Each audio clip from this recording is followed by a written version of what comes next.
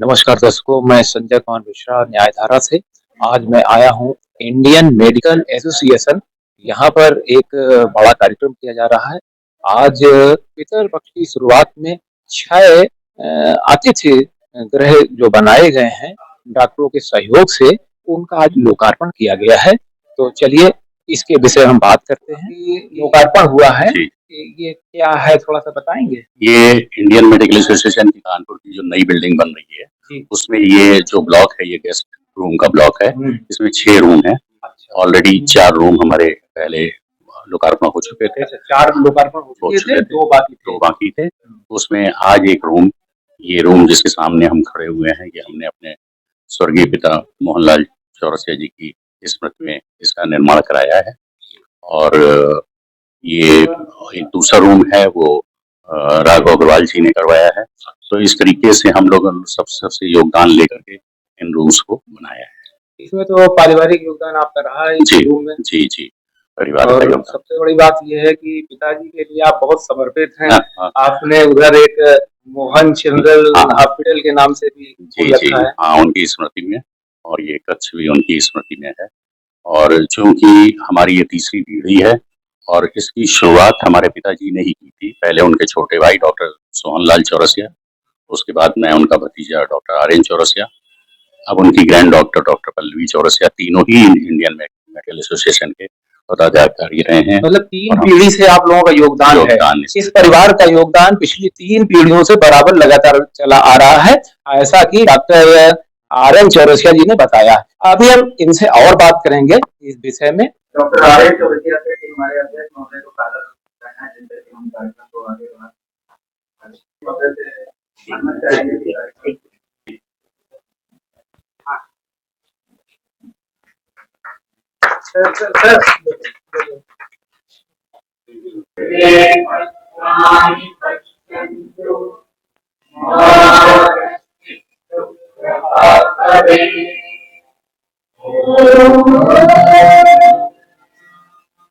न स्वर्गं न पुनर्भवं कामये दुःखतप्तानां प्राणिनामाविनाशनम्।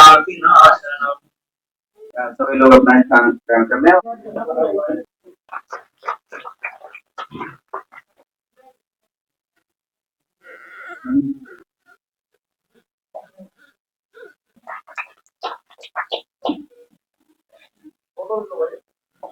डॉक्टर पंकज लाठी को आए और सभी व्यक्तियों का स्वागत है।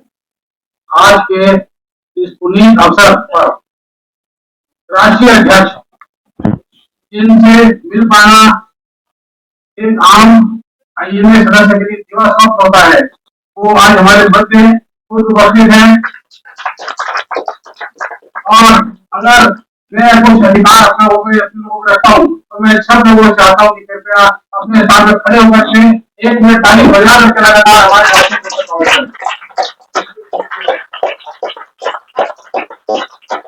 मैं आमंत्रित कर रहा हूँ आईएमए कानपुर की बिल्डिंग कमेटी सभागार और सबसे अहम हमारे आदरणीय हुआ सूरज हुआ दे आपको खिलता हुआ खुशबू।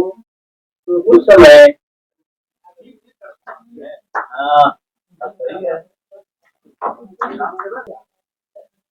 अरे वाह,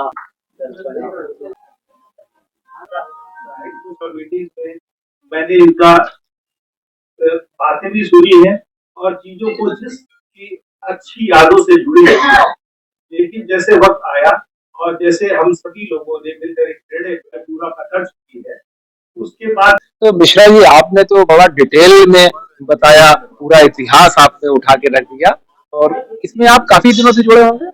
हाँ, मैं जब अध्यक्ष बना था, जब शताब्दी दिवस 2012 में, मैंने 3 संकल्प लिए थे। एक ब्लड बैंक बनाया जाए, दूसरा डॉक्टरों के खिलाफ होने वाली हिंसा का कानून पारित कराया जाए, और तीसरा बिल्डिंग बनाई जाए। और मुझे खुशी है कि ये 2 काम तो पहले ही पूरे हो चुके, तीसरा भी कार्य पूरे होने की कगार पे है। ये हमारे बीच थे एसके मिश्रा जी, जो बता रहे थे कि जो 3 मूल समस्याएं हैं उनका निराकरण करा लिया गया है। हम लोग इसे जितना भी कर सकेंगे करेंगे, लेकिन इन लोगों को प्रेजेंट गवर्नमेंट बहुत सेंसिटिव है हेल्थ को लेके और मेडिकल एजुकेशन को लेके, जिसका रिजल्ट है कि अगर हम देखें पिछले 8-9 सालों में 50,000 से करीब 1,08,000 हमारी सीट्स हो गई हैं एमबीबीएस बच्चे जो निकल रहे हैं प्राइवेट और गवर्नमेंट मिला के, और जो करीब 360 या 350 मेडिकल कॉलेज थे उसकी जगह अब 706 मेडिकल कॉलेज अब आए दिन रोज एक नए मेडिकल कॉलेज खुल रहा है। पिछली बार भी मैंने आपको ये बताया था कि मेडिकल कॉलेज खोलना अच्छी बात है क्योंकि इंफ्रास्ट्रक्चर चाहिए, लेकिन मेडिकल कॉलेज चलता है फैकल्टी से।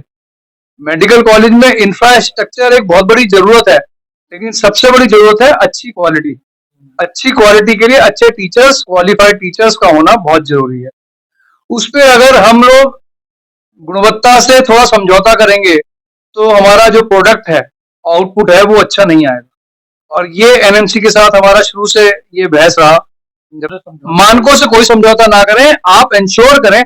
आप फैकल्टी को रिलैक्सेशन क्यों नहीं दे देते भाई? अगर एक शहर के अंदर 4 मेडिकल कॉलेज है, आप फैकल्टी को 4 मेडिकल कॉलेज नहीं, अगर उसके पास समय है, अगर एक फैकल्टी एक दिन में 2 लेक्चर लेती है और टीचिंग स्टूडेंट प्रोग्राम कराती है, अगर वो उसमें से किसी तरह समय निकाल के एक मेडिकल कॉलेज में एक लेक्चर और ले आए जाके, उसका उसे फैकल्टी को यह फायदा है कि उसको थोड़ा सा पैसा अर्जित हो जाएगा, क्योंकि जो क्लिनिकल डॉक्टर है उनकी अर्निंग ज्यादा होती है और जो टीचिंग में होते हैं उनका लिमिटेड जो सरकारी सैलरी है वही मिलती है उन्हें, तो वो अपना श्रमदान दे रहे हैं तो उससे उनको अर्निंग हो जाएगी और मेडिकल कॉलेज को ये फायदा हो जाएगा, उन्हें क्वालिटेटिव स्टाफ मिल जाएगा, क्वालिटेटिव फैकल्टी मिल जाएगी। जो आपने सवाल कहा पैसे का, देखिए प्राइवेट मेडिकल कॉलेज में तो ये कोई नई बात है।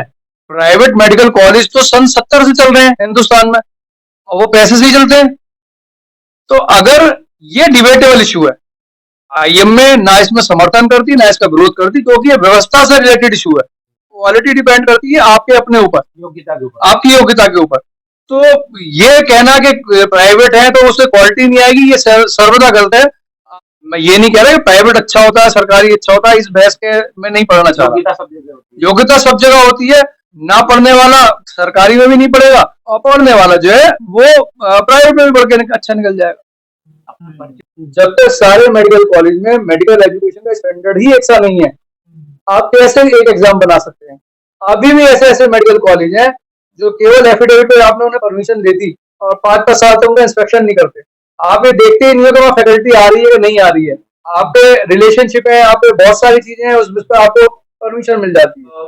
कभी कभी हम लोग, बहुत से लोग इस बात को मानते हैं we should behave like a trade union, पर वो हमारे ट्रेड में नहीं है। As a trade union behave करना हमारे ट्रेड में नहीं है।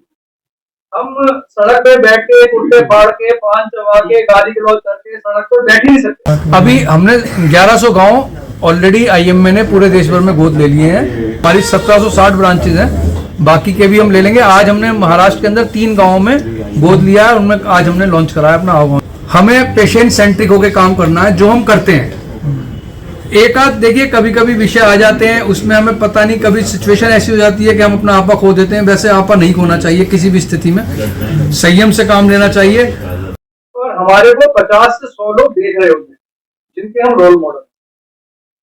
इस चीज का अगर एहसास हम लोग रखेंगे कि हम एज ए डॉक्टर जब प्रोसेस में घूम रहे हैं तो ये छोटी मोटी पोस्ट और छोटे मोटे इलेक्शन के चक्कर में अपने मन में कटुता मत लाइए। इलेक्शन खत्म, इलेक्शन है तो मैच से पहले तो सब हम होता है ना, हिंदुस्तान पाकिस्तान होता है, मैच के बाद प्योर आते हैं। और हमें एक में काम करना चाहिए, कटुता के साथ में अपनी संस्था के लिए काम करें। Thank you very much. Long life. धन्यवाद डॉक्टर अग्रवाल जी, आपके प्रेरक उद्बोधन के लिए, और बहुत अच्छी बातें आपने कही। और हम लोग आपकी मुस्कान कभी होठों से न छूटे, दुनिया में आपसे कोई कभी न रूठे, दुनिया में आपसे कोई कभी न रूठे। मेहरबान हो ईश्वर इतना आप पर, मेहरबान हो ईश्वर इतना आप पर, ये आसमान के तारे भी आपकी मर्जी से टूटे। और दूसरे जो डोनर थे डॉक्टर आर्यन चौरसिया और उनका परिवार, जिसका करीब 10 लाख का डोनेशन है, मैं अनुरोध करूंगा कि आप लोग आए और करते और पूरे मंचा से मानवगढ़ से अनुरोध है कि उसको सम्मानित करने का कष्ट करें और जोरदार तालियां बजाएं। पीछे अरे सब काज पूर्ण हो गए, परिवार के साथ आए।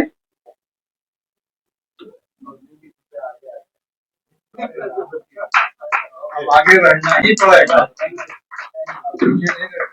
कार्यक्रम अपने अंतिम पड़ाव पे है और जो लोग डोनेट कर रहे हैं आइए कुछ कहना चाहूंगा कि उन सब में क्या फीलिंग होती है क्यों डोनेट होने जी को कृपया आए और धन्यवाद है। और एक डॉक्टर RN चौरसिया था। मैंने ये कहा डॉक्टर साहब आपकी पहली प्रायोरिटी क्या है IMA के लिए? बोले बिल्डिंग बनी है। तो मैंने कहा मुझको एक रोड मैप दे दीजिए, कितना काम बचा है, कितना टाइम लगेगा और कितना पैसा चाहिए मुझे बताइए, मैं कर दूंगी। लेकिन वो पूरी तरह नहीं माने, उन्होंने मुझे इलेक्शन में फंसा दिया। तो मेरे जो 3 हफ्ते पैसा इकट्ठा करने के लिए निकलते वो मैंने कानपुर भ्रमण में निकाली। But that is all in the past. आज मुझे अपने नेशनल प्रेसिडेंट के सामने ये कहते हुए पूरी तरह से कोई संकोच नहीं है कि बिल्डिंग तो इसी साल बनेगी और आप दोबारा आएंगे और हम सबके साथ आप इस देवी माँ की कृपा से जरूर उसका inauguration being here and always increasing our confidence and support to us. Thank you very much. ये हमारे सामने खड़ी हैं, ये नई अध्यक्ष बनी हुई हैं। क्या शुभ नाम है आपका? डॉक्टर नंदिनी रस्तोगी। हाँ, तो जो आपकी प्रायोरिटी होगी वो क्या होगी? मेरी प्रायोरिटी 2 हैं। एक तो हमारी जो अधूरी बिल्डिंग बनी है वो सभी लोगों के कोऑपरेशन से हम उस बिल्डिंग को इस साल पूरा कर सकें, और दूसरा कुछ हमारे जो डॉक्टर्स पेरिफेरी में प्रैक्टिस करते हैं उनके साथ रजिस्ट्रेशन की क्लिनिक की काफी प्रॉब्लम है, उसका कुछ समाधान ढूंढने की हम लोग कोशिश करेंगे। बहुत अच्छी बात। हाँ जी, ब्लड लिया जाता है। ब्लड बैंक है। जी ब्लड बैंक। 6 साल पूरे हुए हैं? 6 साल हो गए सर। 6 साल पूरे हो गए। जी एनिवर्सरी मनाई जाएगी, फंक्शन मनाया जाएगा जी। तो आप लोगों को इससे काम क्या है? तो मैं तो अटेंडेंट पोस्ट पे हूँ और दोनों लोग जो आते हैं उनका काम मतलब यहाँ ब्लड लिया जाता है और उसके बदले में ब्लड दिया जाता है। दिया जाता है। जी ऐसे ही ना? जी जी जी।